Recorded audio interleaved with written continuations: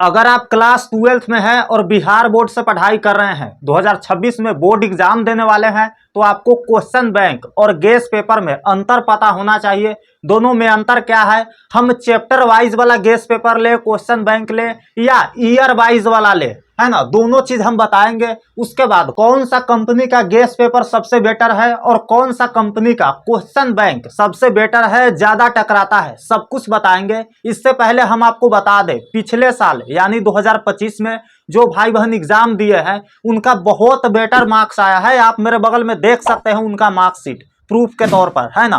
तो ये लोग कौन सा क्वेश्चन बैंक से पढ़ाई किए थे और गेस पेपर से पढ़ाई किए थे, सारा कुछ हम एक्सप्लेन करेंगे। मेरा भी नंबर काफी अच्छा आया है, मैंने कौन सा पढ़ा था, सब कुछ बताएंगे। तो इस वीडियो को देखने के बाद अंत तक आपको क्वेश्चन बैंक और गेस पेपर से रिलेटेड कोई भी डाउट नहीं बचेगा। चैप्टर वाइज और ईयर वाइज में बहुत ज्यादा कंफ्यूजन है कि कौन सा बेटर रहेगा हमारे लिए, कौन सा सबसे अच्छा रहेगा, तो सब कुछ हम बताएंगे एक्सप्लेन करके। कंपनी भी बताएंगे, गेस पेपर का हो सके तो फोटो भी दिखाएंगे।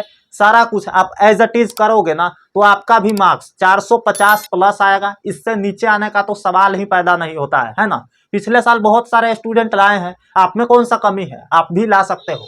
तो सबसे पहले हम यहाँ अंतर को समझते हैं, इसके बाद हम इधर आएंगे कंपनी पर, कौन सा कंपनी का बेस्ट रहेगा, ठीक है।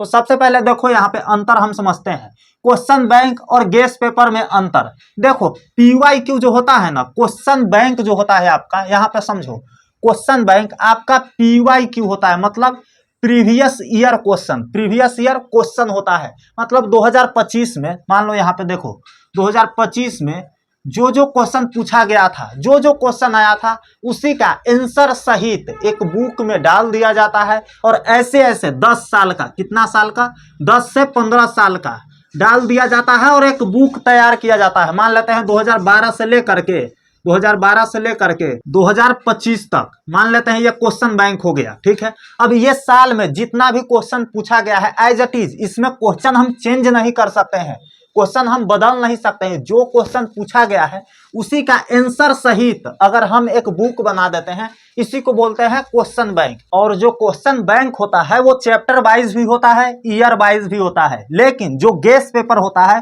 वो ओनली चैप्टर वाइज होता है, मतलब पहले एक चैप्टर का देगा, दूसरा चैप्टर का देगा। मान लेते हैं हिंदी के बुक के बात कर लिया जाए तो पहले बातचीत पाठ का रहेगा, ठीक है, उसके बाद रहेगा उसने कहा था, इस तरीके से रहेगा, ठीक है। तो एक एक करके दिया रहेगा चैप्टर वाइज। लेकिन जो क्वेश्चन बैंक होता है वो चैप्टर वाइज भी होता है, ईयर वाइज भी होता है। दोनों में कौन सा बेटर है हम बताएंगे आपको, ठीक है। उम्मीद है आप समझ गए होंगे। जो क्वेश्चन बैंक होता है वो पीवाईक्यू होता है, मतलब पीछे जो पूछा गया उसी को आंसर सहित 10 साल का उठा के दे दिए एक बुक में, तो वो क्वेश्चन बैंक हो गया। और जो गेस पेपर होता है वो ओनली चैप्टर वाइज होता है। यह किसी कंपनी के द्वारा, मान लेते हैं एक कंपनी है ब्रिलियंट, ठीक है, एक कंपनी है ब्रिलियंट।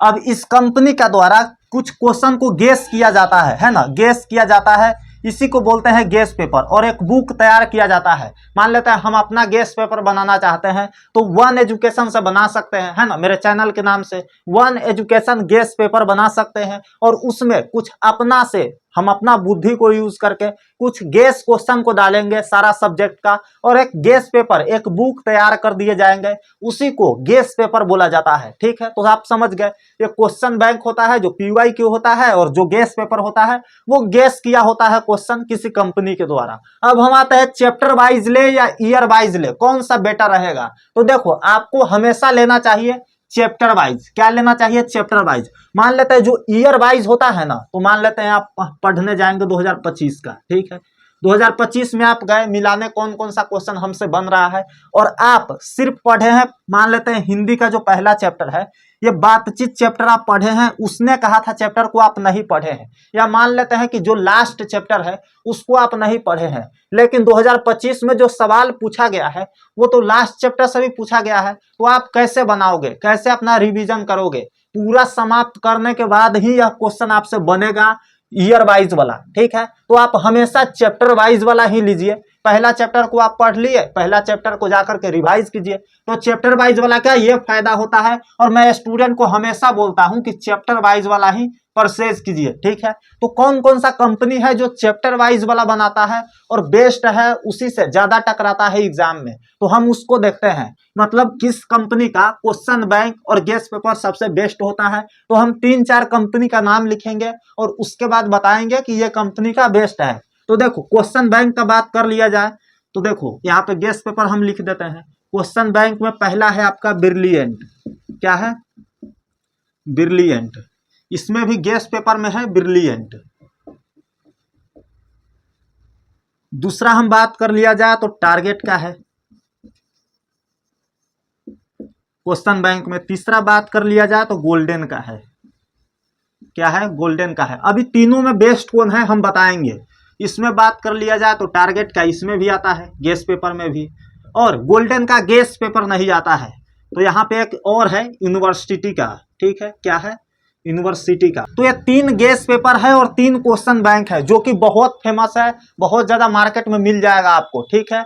और कौन सा लेना चाहिए ये हम बताते हैं आपको, और पिछले साल जो स्टूडेंट था वो कौन से पढ़ाई किया था, ठीक है। तो जो क्वेश्चन बैंक है उसमें ब्रिलियंट और टारगेट में से दोनों में से आप कोई एक ले लो, बेस्ट रहेगा। गोल्डन का किस लिए नहीं लेना चाहिए? तो गोल्डन का है ना ईयर वाइज आता है।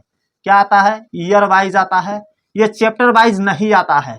तो आप इसको मत लेना, गोल्डन का आप छोड़ दो। ब्रिलियंट और टारगेट में से कोई एक क्वेश्चन बैंक आप ले सकते हैं, कोई भी कंपनी का ले लीजिए, कोई डाउट नहीं है। क्योंकि देखो दोनों में क्वेश्चन सेम ही रहेगा। मैंने बताया है ना कि 2025 में जो क्वेश्चन पूछा गया था वही ना देगा। अगर बदल के दे रहा है तो वो क्वेश्चन बैंक नहीं है, ठीक है, फिर वो गेस पेपर हो जाएगा।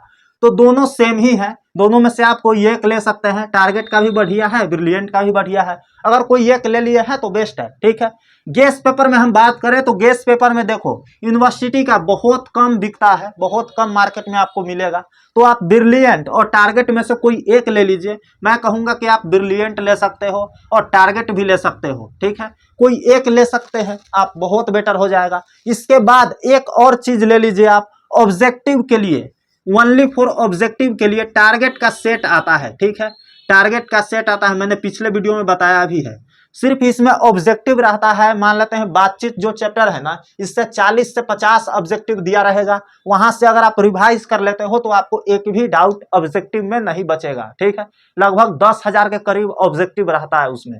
तो ये था सारा चीजें, मैंने क्वेश्चन बैंक गेस पेपर दोनों में अंतर बता दिया, कौन सा कंपनी का लेना चाहिए, चैप्टर वाइज लेना चाहिए या ईयर वाइज लेना चाहिए, मैंने सारा कुछ आपको बता दिया। अगर आप चाहते हैं कि मेरा भी नंबर 400 से लेकर 450 और उससे ज्यादा आए तो आप इस चैनल को सब्सक्राइब वगैरह कर लीजिए, ठीक है। क्योंकि यहाँ हम जो गेस क्वेश्चन प्रोवाइड करेंगे ना, एज इट इज आपके बोर्ड एग्जाम में छपने वाला है। वहां जाकर के सिर्फ आपको लिखना है, हॉल में पता चलेगा कि जो दीपक भैया दिए थे सारा का सारा क्वेश्चन आया है, ठीक है। तो जाकर के आप वहां पे छाप देना, सारा आंसर आपको आ जाएगा, ठीक है। और बिल्कुल आसान भाषा में आंसर रहेगा। तो इसके लिए क्या करेंगे, आप इस चैनल को सब्सक्राइब करके रखिए। समय आने पर हम आपको सारा गेस क्वेश्चन प्रोवाइड करेंगे। मिलते हैं आपसे अगले वीडियो में, तब तक के लिए love you all and bye bye.